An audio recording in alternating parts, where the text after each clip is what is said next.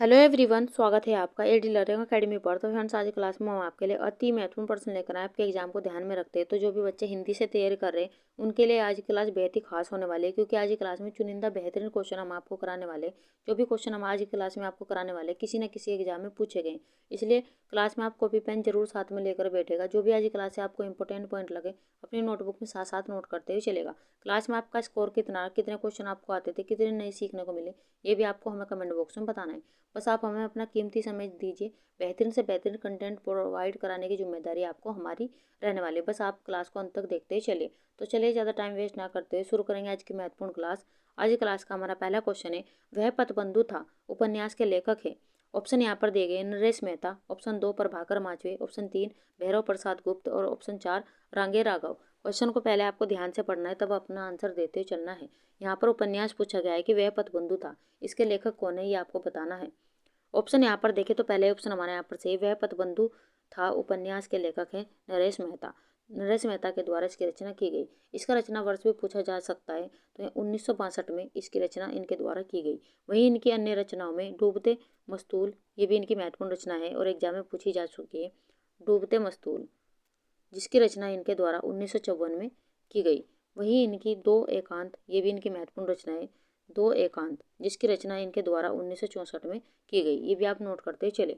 आगे बढ़ जाते हैं अगले क्वेश्चन की ओर। क्वेश्चन नंबर 2, पाप और पुण्य के चिरत्न नैतिक प्रश्न को किस उपन्यास में प्रस्तुत किया गया है। पहला ऑप्शन सामर्थ्य और सीमा, दूसरा ऑप्शन चित्रलेखा, तीसरा ऑप्शन भूले बिसरे चित्र और चौथा ऑप्शन आखिरी दांव।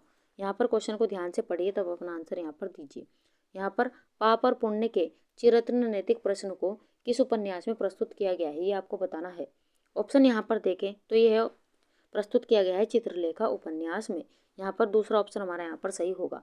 यहाँ पर चित्रलेखा उपन्यास के लेखक कौन है ये भी एग्जाम में पूछा गया है, तो भगवती चरण वर्मा के द्वारा इसकी रचना की गई। भगवती चरण वर्मा के द्वारा इसकी रचना की गई। और इसकी रचना कब की गई? 1934 में इसकी रचना की गई। 1934 में इसकी रचना की गई। भगवती चरण वर्मा की अन्य रचनाओं भी एग्जाम में पूछी गई है। 3 वर्ष इनकी महत्वपूर्ण रचना है। 3 वर्ष, टेढ़े मेढ़े रास्ते कई बार एग्जाम में पूछी जा चुकी है। टेढ़े मेढ़े रास्ते, ये भी आप नोट करते चलेगा।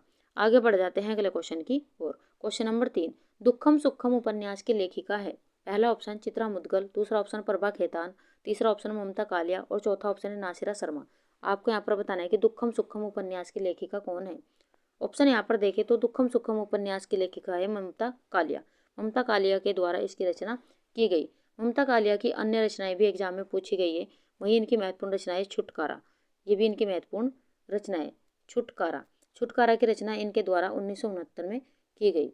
वहीं मुखौटा, इनकी रचना पूछी जा चुकी है। मुखौटा की रचना इनके द्वारा 2002 में की गई। वहीं प्रतिदिन, ये भी इनकी महत्वपूर्ण रचना है। प्रतिदिन, जिसकी रचना इनके द्वारा 1983 में की गई। ये भी आप नोट करते चलेगा। आगे बढ़ जाते हैं अगले क्वेश्चन की ओर। क्वेश्चन नंबर 4, मध्य वर्ग की पारिवारिक समस्या को दर्शाने वाला नाटक है। जन्मजय का नागयज्ञ, अंधा युग, आधे अधूरे, तमस। ऑप्शन यहाँ पर देखें तो यहाँ पर ऑप्शन हमारा तीसरा यहाँ पर सही होगा, आधे अधूरे नाटक में यहाँ पर मध्य वर्ग की पारिवारिक समस्या को दर्शाने वाला नाटक कौन सा है? आधे अधूरे। तो यहाँ पर ऑप्शन तीसरा हमारा यहाँ पर सही होगा। आधे अधूरे की रचना किसके द्वारा की गई, ये भी एग्जाम में पूछा जा चुका है, तो मोहन राकेश के द्वारा इसकी रचना की गई। ये भी आप नोट करते चलेगा। मोहन राकेश की अन्य रचनाएं भी एग्जाम में पूछी गई है। आखिरी चट्टान एग्जाम में कई बार पूछी जा चुकी है, ये भी आप नोट करते चलेगा। लहरों के राजहंस कई बार पूछी जा चुकी है। लहरों के राजहंस, ये भी एग्जाम में कई बार पूछी जा। अंधेरे बंद कमरे में कई बार पूछी जा चुकी है। अंधेरे बंद कमरे में, ये भी आप नोट करते चलेगा। आगे बढ़ जाते हैं अगले क्वेश्चन की ओर। क्वेश्चन नंबर 5, नाटक के लिए रंगमंच होना चाहिए, रंगमंच के लिए नाटक नहीं, यह कथन किसका है? पहला ऑप्शन है मोहन राकेश, दूसरा ऑप्शन है मुद्रा राक्षस, तीसरा ऑप्शन है डॉक्टर राम कुमार वर्मा और चौथा ऑप्शन है हमारा जयशंकर प्रसाद। यहाँ पर महत्वपूर्ण कथन दिया गया है कि नाटक के लिए रंगमंच होना चाहिए, रंगमंच के लिए नाटक नहीं। आपको बताने की महत्वपूर्ण कथन किसके द्वारा कहा गया है। ऑप्शन यहाँ पर देखें तो चौथा ऑप्शन हमारा यहाँ पर से जयशंकर प्रसाद जी के द्वारा यह कथन कहा गया है। अगर हम यहाँ पर जयशंकर प्रसाद जी की रचनाओं की बात करें, आंसू, लहर, झरना, कामायनी, अजातशत्रु इनकी महत्वपूर्ण रचना है। अजातशत्रु एग्जाम में पूछी जा चुकी है। अजातशत्रु। स्कंदगुप्त, स्कंदगुप्त ये भी एग्जाम में पूछी जा चुकी है। कामायनी, कामायनी तो कई बार एग्जाम में पूछी जा चुकी है। आंसू, लहर, झरना ये भी इनकी महत्वपूर्ण रचना है, तो आप इन्हें भी नोट करते चलेगा। आगे बढ़ जाते हैं अगले क्वेश्चन की ओर। क्वेश्चन नंबर 6, दूसरी परंपरा की खोज किस विधा की रचना है? आलोचना, खोज एवं सर्वेक्षण, कहानी, ललित निबंध। आपको यहाँ पर बताना है कि दूसरी परंपरा की खोज किस विधा की रचना है, और महत्वपूर्ण क्वेश्चन लगाते ही चलेगा क्योंकि ये क्वेश्चन कई बार एग्जाम में पूछा जा चुका है। अगर हम यहाँ पर बात करें दूसरी परंपरा की खोज, तो इसकी ये किस प्रकार की रचना है? तो यह है आलोचनात्मक रचना है। यहाँ पर पहले ऑप्शन हमारे यहाँ पर सही है। दूसरी परंपरा की खोज इसकी रचना किसके द्वारा की गई? तो नामवर सिंह के द्वारा, नामवर सिंह के द्वारा इसकी रचना की गई। और कब की गई? 1982 में की गई। ये भी आप नोट करते चलेगा। आगे बढ़ जाते हैं अगले क्वेश्चन की ओर। क्वेश्चन नंबर 7, भक्ति आंदोलन भारतीय चिंतन धारा का स्वाभाविक विकास है, यह कथन किसका है? यहाँ पर कथन दिया गया है, आपको बताते चलना है कि महत्वपूर्ण कथन किसके द्वारा दिया गया है। पहला ऑप्शन है आचार्य रामचंद्र शुक्ल, दूसरा ऑप्शन है आचार्य हजारी प्रसाद द्विवेदी, तीसरा ऑप्शन है डॉक्टर राम स्वरूप चतुर्वेदी, और चौथा ऑप्शन है डॉक्टर भगीरथ मिश्र। अपना आंसर दीजिए, कौन सा ऑप्शन यहाँ पर सही होगा? ये महत्वपूर्ण कथन किसके द्वारा कहा गया है? ऑप्शन यहाँ पर देखें तो ये महत्वपूर्ण कथन कहा गया है यहाँ पर हजारी प्रसाद द्विवेदी जी के द्वारा। इनकी महत्वपूर्ण रचनाएं कुटुज, इनकी महत्वपूर्ण रचनाएं, वहीं रामचंद्र शुक्ल की भी महत्वपूर्ण रचना यहाँ पर चिंतामणि, सूरदास इनकी महत्वपूर्ण रचना, ये भी आप नोट करते ही चलेगा। आगे बढ़ जाते हैं अगले क्वेश्चन की और। क्वेश्चन नंबर 8, अल्मोड़े का बाजार किस विधा की रचना है? जीवनी, रिपोर्टाज, पर गीत, यात्रा, व्रत। महत्वपूर्ण प्रश्न लगाते ही चलेगा। आपको बताना है कि अल्मोड़े का बाजार किस विधा की रचना है। अल्मोड़े का बाजार की अगर यहाँ पर बात करें तो यह विधा की रचना है रिपोर्टाज। यहाँ पर ऑप्शन हमारा बी वाला यहाँ पर सही होगा। इसकी रचना किसके द्वारा की गई? तो अल्मोड़े का बाजार रिपोर्टाज की रचना की गई है यहाँ पर प्रकाश चंद्र गुप्त के द्वारा। प्रकाश चंद्र गुप्त का यह रिपोर्टाज है। यहाँ पर अगर इसकी बात करें इनकी अन्य रचनाओं की बात करें प्रकाश चंद्र गुप्त की, तो बंगाल का अकाल इनकी महत्वपूर्ण रचना है। बंगाल का अकाल इनकी महत्वपूर्ण रचना है। बंगाल का अकाल, वही स्वराज भवन इनकी महत्वपूर्ण रचना है। स्वराज भवन, ये भी आप नोट करते ही चलेगा। आगे बढ़ जाते हैं अगले क्वेश्चन की और। क्वेश्चन नंबर 9, निम्न में से कौन रेखा चित्र विधा की रचना नहीं है? यहाँ पर नहीं दिया गया है, तो ऐसे क्वेश्चन को बड़े ध्यान से आपको पढ़ते चलना है। यहाँ पर आपको बताना है कि इनमें से कौन सी रचना रेखा चित्र विधा की रचना नहीं है। पहला ऑप्शन है कट गुलाब, दूसरा ऑप्शन है क्षण बोले कण मुस्काए, तीसरा ऑप्शन है पुरानी स्मृतियाँ, और चौथा ऑप्शन है रेखाएं बोल उठी। आपको बताना है कि इनमें से कौन सा रेखा चित्र की विधा की रचना नहीं है। ऑप्शन यहाँ पर देखें तो पहले ऑप्शन हमारे यहाँ पर से कट गुलाब, यह रेखा चित्र विधा की रचना नहीं है। यहाँ पर पहला ऑप्शन हमारा यहाँ पर सही होगा। कट गुलाब की रचना किसके द्वारा की गई? तो यह मृदुला गर्ग की रचना है। मृदुला गर्ग की यह महत्वपूर्ण रचना है। इसका रचना वर्ष है 2004। ये भी आप नोट करते चलेगा। आगे बढ़ जाते हैं अगले क्वेश्चन की ओर। क्वेश्चन नंबर 10, निम्न में से दलित आत्मकथा नहीं है। पहला ऑप्शन अपने अपने पिंजरे, दूसरा ऑप्शन झूठन, तीसरा ऑप्शन तिरस्कृत, और चौथा ऑप्शन है मेरी असफलता है। यहाँ पर आपको दलित आत्मकथा कौन सी इनमें से नहीं है, ये आपको बताते हुए चलना है। ऑप्शन यहाँ पर देखें तो चौथा ऑप्शन हमारे यहाँ पर सही होगा, मेरी असफलताएं यह दलित आत्मकथा नहीं है। तो चौथा ऑप्शन हमारा यहाँ पर सही है। इसकी रचना किसके द्वारा की गई? ये भी क्वेश्चन पूछा जा चुका है एग्जाम में। तो बाबू गुलाब राय के द्वारा इसकी रचना की गई। बाबू गुलाब राय के द्वारा इसकी रचना की गई। और ये किस विधा में लिखी गई? तो यह इनका निबंध है। ये भी कई बार एग्जाम में पूछा जा चुका है, ये भी आप नोट करते ही चलेगा। आगे बढ़ जाते हैं अगले क्वेश्चन की और। फ्रेंड्स, हमारी वीडियो हमारा कंटेंट अगर आपको अच्छा लग रहा हो तो लाइक सब्सक्राइब करना ना भूले। अगर आप चैनल पर पहली बार आए तो चैनल को सब्सक्राइब करिए और बेल आइकन भी दबा लीजिए, ताकि समय पर आपको वीडियोज़ के नोटिफिकेशन मिलते रहे। और इस वीडियो को आप उन बच्चों तक भी पहुँचाएं जो पेड कोर्स नहीं खरीद पाते और अपनी तैयारी से वंचित रह जाते हैं। हमारा क्लास लाने का मेन उद्देश्य ये है कि आप अपने एग्जाम से पहले बेहतर से बेहतर यहाँ पर कंटेंट आपको मिलता रहे और बेहतर से बेहतर तैयारी आपकी यहाँ पर हो सके और अपने एग्जाम में आप बेहतर से बेहतर कर पाओ। तो चलिए बढ़ जाते हैं अपने अगले क्वेश्चन की ओर। क्वेश्चन नंबर 11, देश विभाजन की त्रासदी किस उपन्यास में वर्णित है? पहला ऑप्शन राग दरबारी, दूसरा ऑप्शन गबन, तीसरा ऑप्शन झूठा सच, और चौथा ऑप्शन है इन्हीं हथियारों से। आपको यहाँ पर बताना है कि देश विभाजन की त्रासदी किस उपन्यास में वर्णित है, ये आपको बताते हुए चलना है। ऑप्शन यहाँ पर देखें तो तीसरा ऑप्शन हमारे यहाँ पर सही होगा, झूठा सच में देश विभाजन की त्रासदी यहाँ पर वर्णित है। तो तीसरा ऑप्शन हमारा यहाँ पर सही होगा। झूठा सच की रचनाकार कौन है, ये भी एग्जाम में क्वेश्चन पूछा गया है। तो यशपाल के द्वारा इसकी रचना की गई। महत्वपूर्ण प्रश्न लगाते हुए चलेगा क्योंकि कई बार यहाँ से क्वेश्चन पूछा जा चुका है। इसकी रचना कब की गई, इसका रचना वर्ष है 1958-60। ये भी आप नोट करते हुए चलेगा। आगे बढ़ जाते हैं अगले क्वेश्चन की ओर। क्वेश्चन नंबर 12, अकाल पुरुष गांधी किसने इस जीवनी की रचना की है। पहला ऑप्शन है जैनेन्द्र कुमार, दूसरा ऑप्शन है अज्ञे, तीसरा ऑप्शन है डॉक्टर देवराज, चौथा ऑप्शन है प्रभाकर माचवे। यहाँ पर अकाल पुरुष गांधी किसने इस जीवनी की रचना की है, ये आपको बताते चलना है। तो अकाल पुरुष में गांधी इसके रचनाकार है। यहाँ पर ये जीवनी लिखी है जैनेन्द्र कुमार के द्वारा। इसकी रचना की गई है। कब की गई है इसकी रचना, तो 1968 में की गई थी। ये भी आप नोट करते चलेगा। आगे बढ़ जाते हैं अगले क्वेश्चन की ओर। क्वेश्चन नंबर 13, वागार्थ पत्रिका कहाँ से प्रकाशित होती है, मुंबई, वाराणसी, नई दिल्ली या कोलकाता। आपको यहाँ पर वागार्थ पत्रिका दी गई है, आपको बताना है कि यह कहाँ से प्रकाशित होती है। वागार्थ पत्रिका की यहाँ पर बात करें तो ऑप्शन हमारे यहाँ पर डी सही होगा, कोलकाता। यह कोलकाता से प्रकाशित होती थी। तो यहाँ पर चौथा ऑप्शन हमारे यहाँ पर सही है। यह कैसी पत्रिका थी, ये भी क्वेश्चन पूछा जा सकता है। तो साप्ताहिक पत्रिका है, साप्ताहिक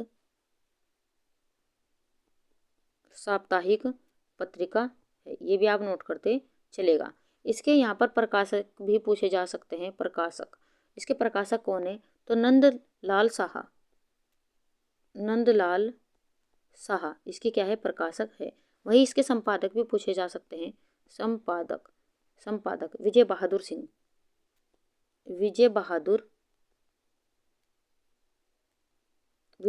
सिंह, ये भी आप नोट करते चलेगा।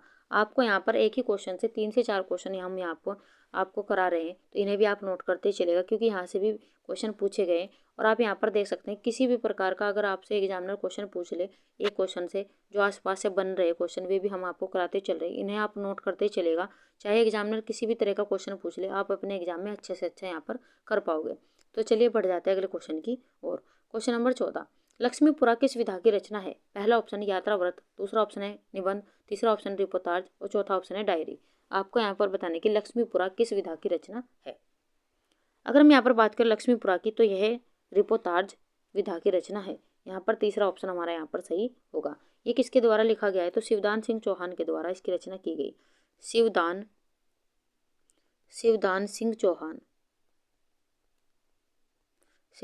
चौहान के द्वारा इसकी रचना की गई। इसका रचना वर्ष है यहाँ पर 1938। ये भी आप नोट करते चलेगा। आगे बढ़ जाते हैं अगले क्वेश्चन की ओर। क्वेश्चन नंबर 15, निम्न में से किस पत्रिका से संबंधित साहित्यकार नहीं है। यहाँ पर पत्रिका और साहित्यकार दिए गए हैं, आपको बताने की कौन सा यहाँ पर सुमेलित नहीं है। पहला ऑप्शन दिया गया है नया ज्ञानोदय, रविंद्र कालिया, पहल, ज्ञान रंजन, तद्भव, अखिलेश, दस्तावेज, रामचंद्र तिवारी। आपको यहाँ पर बताते चलना है कि कौन सा इनमें से सुमेलित नहीं है। ऑप्शन यहाँ पर देखें, यहाँ पर नया ज्ञानोदय ये रविंद्र कालिया, ये तो यहाँ पर सही होगा। यहाँ पर नहीं पूछा गया तो ये तो आंसर नहीं होगा। पहले ये ज्ञान रंजन का, ये भी ऑप्शन हमारा नहीं होगा। तद्भव अखिलेश का, ये भी ऑप्शन हमारा नहीं होगा। एक ऑप्शन हमारा यहाँ पर बचा है दस्तावेज, ये राम तिवारी जी का यहाँ पर पत्रिका नहीं है। तो चौथा ऑप्शन हमारा यहाँ पर सही है। तो ये किसकी पत्रिका है, तो डॉक्टर विश्वनाथ प्रसाद तिवारी की यहाँ पर पत्रिका है। विश्वनाथ तिवारी, ये भी आप नोट करते चलेगा। आगे बढ़ जाते हैं अगले क्वेश्चन की ओर। क्वेश्चन नंबर 16, निम्न में से कौन अर्थालंकार है। पहला ऑप्शन है श्लेष, दूसरा ऑप्शन है यमक, तीसरा ऑप्शन है वक्रोक्ति और चौथा ऑप्शन है रूपक। आपको यहाँ पर बताना है कि कौन सा इनमें से अर्थालंकार है। महत्वपूर्ण प्रश्न लगाते चलेगा क्योंकि अलंकारों से भी कई बार एग्जाम में क्वेश्चन पूछे जाते हैं। ऑप्शन यहाँ पर देखें तो चौथा ऑप्शन हमारे यहाँ पर सही है रूपक है अर्थालंकार। यहाँ पर ऑप्शन डी हमारा यहाँ पर सही है। आगे बढ़ जाते हैं अगले क्वेश्चन की ओर। क्वेश्चन नंबर 17, विभत्स रस का स्थायी भाव है शोक, विस्मय, जुगुप्सा, अद्भुत। आपको यहाँ पर बताना है कि विभत्स रस का स्थायी भाव क्या है। स्थायी भाव से भी एग्जाम में क्वेश्चन पूछे जाते हैं।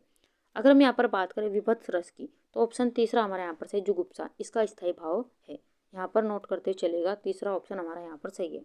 अगर शोक की बात करें तो यह करुण रस का स्थायी भाव है। वहीं अद्भुत और अगर हम यहाँ पर बात करें अद्भुत और विस्मय की, अद्भुत और विस्मय की, अद्भुत रस का स्थायी भाव क्या है? विस्मय। ये भी आप नोट करते चलेगा। और शोक करुण रस का स्थायी भाव है। आगे बढ़ जाते हैं अगले क्वेश्चन की ओर। क्वेश्चन नंबर 18, परमानंद शब्द में कौन सा समास है? तत्पुरुष, द्वंद्व, कर्मधारय, अव्यय भाव। आपको यहाँ पर बताते चलना है कि परमानंद शब्द में कौन सा समास है। ऑप्शन यहाँ पर देखें तो ऑप्शन तीसरा हमारे यहाँ पर सही है, कर्मधारय। परमानंद में कर्मधारय समास है। यहाँ पर हमारा ऑप्शन तीसरा यहाँ पर सही होगा। अगर इसका समास विग्रह करें तो परम है जो आनंद,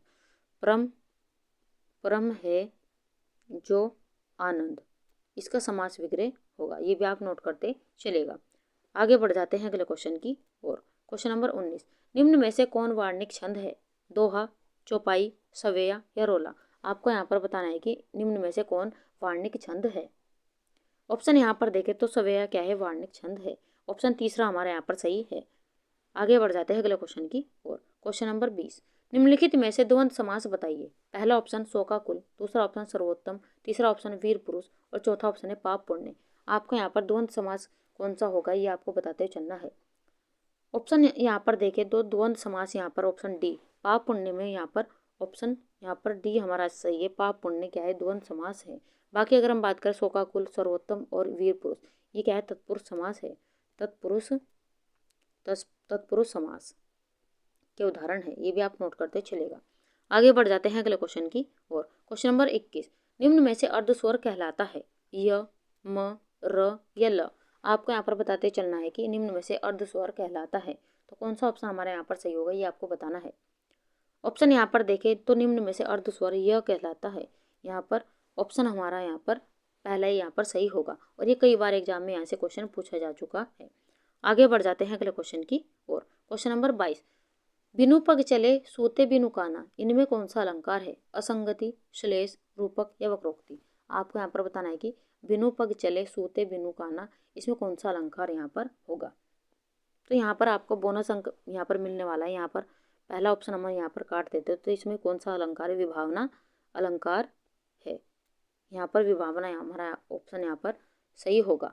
तो यहाँ पर नोट करते चलेगा पहला ऑप्शन। आगे बढ़ जाते हैं अगले क्वेश्चन की ओर।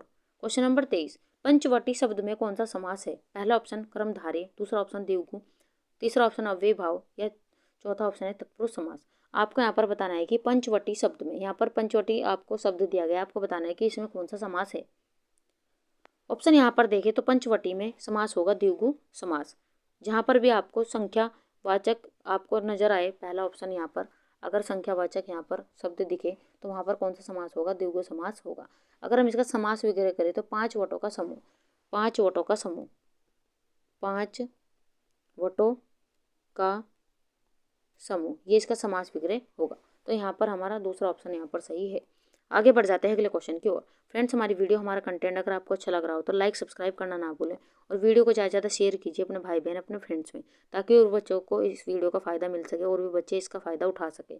और हम बस यही चाहते हैं कि सभी बच्चों का यहाँ पर फ़ायदा हो हमारी वीडियो से। तो वीडियो को ज़्यादा से ज़्यादा शेयर कीजिए, लाइक सब्सक्राइब भी कीजिए और आपको हमारी वीडियो कैसी लग रही है उसके बारे में आप हमें कमेंट बॉक्स में ज़रूर बताएं। तो चलिए बढ़ जाते हैं अपने 24वें क्वेश्चन की ओर। समृद्ध थे जड़ या चेतन, सुंदर साकार बना था, चेतनता एक विलसती आनंद अखंड घना था। इन पंक्तियों में कौन सा रस है? श्रृंगार रस, करुण रस, शांत रस या भयानक रस। आपको यहाँ पर पंक्ति दी गई है, आपको बताना है कि इन पंक्तियों में कौन सा रस है। ऑप्शन यहाँ पर देखें तो इन पंक्तियों में रस है यहाँ पर शांत रस। यहाँ पर ऑप्शन तीसरा हमारा यहाँ पर सही होगा। और ये पंक्तियाँ किसके द्वारा लिखी गई? यहाँ से ये भी क्वेश्चन पूछा जा सकता है। तो जयशंकर प्रसाद जी के द्वारा ये पंक्तियाँ लिखी गई। जयशंकर प्रसाद जी के द्वारा यह पंक्ति लिखी गई है। और ये पंक्ति कहाँ से ली गई? इनकी रचना कामायनी से ली गई है। कामायनी के भाग 2 से ये पंक्तियाँ ली गई है। भाग 2 आनंद से ली गई है। ये भी आप नोट करते चलेगा। अगर शांत रस का यहाँ पर स्थायी भाव भी पूछा जाता तो निर्वेद क्या है? शांत रस का स्थायी भाव है। यहाँ पर ये भी क्वेश्चन पूछा जा सकता है, निर्वेद। ये भी आप नोट करते चलेगा। आगे बढ़ जाते हैं अगले क्वेश्चन की ओर। क्वेश्चन नंबर 25, वीर रस का स्थायी भाव है शोक, भय, उत्साह या निर्वेद। आपको यहाँ पर बताना है कि वीर रस का स्थायी भाव है। तो कौन सा ऑप्शन यहाँ पर सही होगा ये आपको बताते चलना है। अगर हम वीर रस के स्थायी भाव की यहाँ पर बात करें तो ऑप्शन तीसरा हमारे यहाँ पर से उत्साह। उत्साह क्या है? वीर रस का स्थायी भाव है। और ये सभी क्वेश्चन एग्जाम में पूछे गए हैं, ये भी आप नोट करते चलेगा। अगर हम यहाँ पर भय की बात करें तो भयानक रस का स्थायी भाव है भय। भयानक रस का स्थायी भाव है। शोक करुण रस का यहाँ पर स्थायी भाव है। वही निर्वेद शांत रस का स्थायी भाव है। शांत रस का स्थायी भाव है, ये भी आप नोट करते चलेगा। आगे बढ़ जाते हैं अगले क्वेश्चन की और। क्वेश्चन नंबर 26, भाषा की सार्थक लघुत्तम इकाई है शब्द, पद, ध्वनि या वाक्य। आपको यहाँ पर बताना है कि भाषा की सार्थक लघुत्तम इकाई है, तो कौन सा ऑप्शन यहाँ पर सही होगा, ये आपको बताते चलना है। ऑप्शन यहाँ पर देखें तो पहले ऑप्शन हमारे यहाँ पर सही है, भाषा की सार्थक लघुत्तम इकाई है शब्द, तो पहला ऑप्शन हमारे यहाँ पर सही होगा।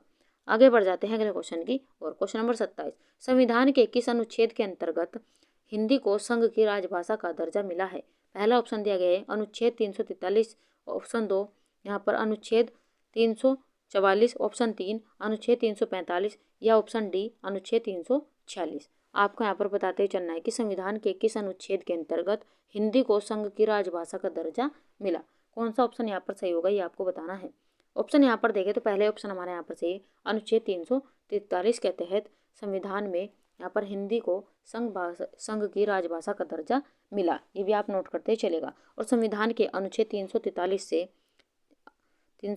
से यहाँ पर 351 तक राजभाषा संबंधी प्रावधान दिए गए हैं, ये भी आप नोट करते चलेगा। आगे बढ़ जाते हैं अगले क्वेश्चन की और। क्वेश्चन नंबर 28, राजभाषा आयोग के प्रथम अध्यक्ष कौन थे? पहला ऑप्शन है बाल गंगाधर तिलक, दूसरा ऑप्शन है मुंशी अयंगर, यहाँ पर तीसरा ऑप्शन दिया गया है बाल गंगाधर खेर, चौथा ऑप्शन है काका साहब कालेलकर। आपको यहाँ पर बताना है कि राजभाषा आयोग के प्रथम अध्यक्ष कौन थे, और महत्वपूर्ण प्रश्न लगाते चलेगा क्योंकि कई एग्जाम में क्वेश्चन यहाँ से पूछा गया है।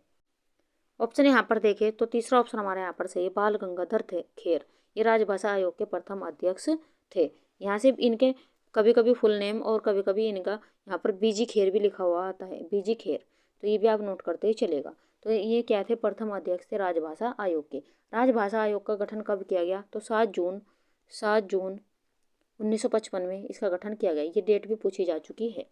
आगे बढ़ जाते हैं अगले क्वेश्चन की और। क्वेश्चन नंबर 29, पश्चिमी हिंदी में कौन सी बोली है? मगही, कन्नौजी, मैथिली या अवधी। आपको यहाँ पर पश्चिमी हिंदी की बोली पूछी गई, ये आपको बताते चलना है। अगर हम यहाँ पर बात करें पश्चिमी हिंदी में कौन सी बोली आती है, तो ऑप्शन में हमारा यहाँ पर बी ऑप्शन यहाँ पर सही होगा, कन्नौजी पश्चिमी हिंदी के अंतर्गत आती है, तो ऑप्शन दूसरा हमारे यहाँ पर सही है। आगे बढ़ जाते हैं अगले क्वेश्चन की और। क्वेश्चन नंबर 30, बिहारी हिंदी किस की बोली का नाम है? आपको बताना है कि बिहारी हिंदी की बोली का नाम है मगही, बघेली, छत्तीसगढ़ी या बुंदेली। आपको यहाँ पर बताना है कि बिहारी हिंदी की बोली का नाम है। ऑप्शन यहाँ पर देखें तो पहले ऑप्शन हमारे यहाँ पर सही, मगही बिहारी हिंदी की बोली का नाम है, तो ऑप्शन पहला हमारे यहाँ पर सही होगा। आगे बढ़ जाते हैं अगले क्वेश्चन की और। क्वेश्चन नंबर 31, जगन्नाथ में कौन सी संधि है? वृद्धि संधि, यण संधि, स्वर संधि या व्यंजन संधि। आपको यहाँ पर बताना है कि जगन्नाथ में कौन सी संधि है। ऑप्शन यहाँ पर देखें तो जगन्नाथ में ऑप्शन चौथा हमारे यहाँ पर सही, व्यंजन संधि है। यहाँ पर ऑप्शन डी हमारे यहाँ पर सही है। अगर इसका संधि विच्छेद करें जगन्नाथ का तो जगत धन नाथ, ये भी आप नोट करते चलेगा। आगे बढ़ जाते हैं अगले क्वेश्चन की और। क्वेश्चन नंबर 32, किस शब्द में आ उपसर्ग नहीं है? यहाँ पर ऑप्शन दिए गए हैं, आपको बताना है कि किस ऑप्शन में यहाँ पर आ उपसर्ग नहीं लगा है। पहला ऑप्शन है आजन्म, दूसरा ऑप्शन है आगमन, तीसरा ऑप्शन है आकर्षक और चौथा ऑप्शन है आदरणीय। आपको यहाँ पर बताना है कि किस शब्द में आ उपसर्ग नहीं लगा है। ऑप्शन यहाँ पर दे, आजन्म में भी आ उपसर्ग लगा है, आगमन में भी आ उपसर्ग लगा है और आकर्षक में भी आ उपसर्ग लगा है, लेकिन यहाँ पर ऑप्शन डी हमारे यहाँ पर सही है, आदरणीय में यहाँ पर आ उपसर्ग नहीं लगा है, क्योंकि यहाँ पर नहीं पूछा है, तो ऑप्शन डी हमारे यहाँ पर सही होगा। आगे बढ़ जाते हैं अगले क्वेश्चन की और। क्वेश्चन नंबर 33, अहेतुकी का शुद्ध रूप है अहितकी, अहेतुकी, वेतुकी, अभितुकी। आपको यहाँ पर शुद्ध रूप बताना है। यहाँ पर अहेतुकी शब्द आपको दिया गया है, इसका शुद्ध रूप क्या होगा ये आपको बताते चलना है। ऑप्शन यहाँ पर देखिए तो इसका शुद्ध रूप होगा अहेतुकी, यहाँ पर ऑप्शन बी हमारा यहाँ पर सही है। आगे बढ़ जाते हैं अगले क्वेश्चन की और। क्वेश्चन नंबर 34, महाप्राण ध्वनियाँ व्यंजन वर्ग में किससे संबंधित है? पहला दूसरा, दूसरा तीसरा, दूसरा चौथा या पहला चौथा। आपको यहाँ पर महाप्राण ध्वनियाँ बतानी है, आपको व्यंजन वर्ग में किससे संबंधित होगी। ऑप्शन यहाँ पर देखें तो दूसरा और चौथा क्या होता है, यहाँ पर महाप्राण होता है। यहाँ पर स्पर्श व्यंजन आपका यहाँ पर जो हमारे 5 वर्ग है क से लेकर म तक ये स्पर्श व्यंजन होते हैं, तो इसमें दूसरा और चौथा जो वर्ण होता है वह महाप्राण ध्वनियाँ होती है। ये भी आप नोट करते चलेगा। आगे बढ़ जाते हैं अगले क्वेश्चन की और। क्वेश्चन नंबर 35, घोटक का तद्भव रूप क्या है अश्व, घोड़ा या तुरंग। आपको यहाँ पर बताना है कि घोटक का तद्भव रूप क्या होगा। ऑप्शन यहाँ पर देखें तो तीसरा ऑप्शन हमारे यहाँ पर चाहिए, घोटक का तद्भव रूप होगा घोड़ा। यहाँ पर ऑप्शन हमारा यहाँ पर तीसरा यहाँ पर सही है। आगे बढ़ जाते हैं अगले क्वेश्चन की और। क्वेश्चन नंबर 36, अथवा व्याकरण की दृष्टि है संधि, उपसर्ग, अन्वय या अव्यय। आपको यहाँ पर बताना है कि यहाँ पर शब्द दिया गया है अथवा, आपको बताना है कि व्याकरण की दृष्टि से है तो ये क्या है, क्या संधि होगा, उपसर्ग होगा, अन्वय होगा या अव्यय होगा। अगर हम बात करें अथवा शब्द की तो यह व्याकरण की दृष्टि से अव्यय शब्द है, तो यहाँ पर ऑप्शन डी हमारा यहाँ पर सही होगा। आगे बढ़ जाते हैं अगले क्वेश्चन की और। क्वेश्चन नंबर 37, निम्न में से प्रत्यय रहित शब्द है दर्शनीय, दुर्गुण, भिक्षुक, कर्तव्य। आपको यहाँ पर बताना है कि कौन सा इनमें से प्रत्यय रहित शब्द है, जिसमें प्रत्यय नहीं है वे आपको बताना है कि कौन सा ऑप्शन यहाँ पर सही होगा। ऑप्शन यहाँ पर देखें तो दर्शनीय, इसमें भी यहाँ पर प्रत्यय लगा हुआ, दर्शन में नहीं प्रत्यय लगा है यहाँ पर, भिक्षुक में भी यहाँ पर प्रत्यय लगा हुआ है और कर्तव्य में भी यहाँ पर प्रत्यय लगा हुआ है। लेकिन यहाँ पर किसमें प्रत्यय नहीं है ये आपसे पूछा गया है, तो यहाँ पर दुर्गुण में यहाँ पर प्रत्यय नहीं लगा है, तो इसमें उपसर्ग लगा है दूर। ये भी आप नोट करते, दूर प्लस गुण, ये भी आप नोट करते चलिए। आगे बढ़ जाते हैं अगले क्वेश्चन की ओर और ये हमारा आज की क्लास का अंतिम क्वेश्चन है, उद्योग का सही संधि विच्छेद होगा उत्धन योग, उद्धन योग, उद्धन योग या उत्धन आयोग। आपको यहाँ पर बताना है कि उद्योग का सही संधि विच्छेद क्या होगा। ऑप्शन यहाँ पर देखें तो पहला ही ऑप्शन हमारा यहाँ पर से उत्धन योग, ये इसका सही संधि विच्छेद है। अगर हम यहाँ पर इसकी बात करें इसमें कौन सी संधि है तो व्यंजन संधि, व्यंजन संधि का उदाहरण है, ये भी आप नोट करते चलेगा। तो चलिए फ्रेंड्स, ये थी आज की हमारी क्लास।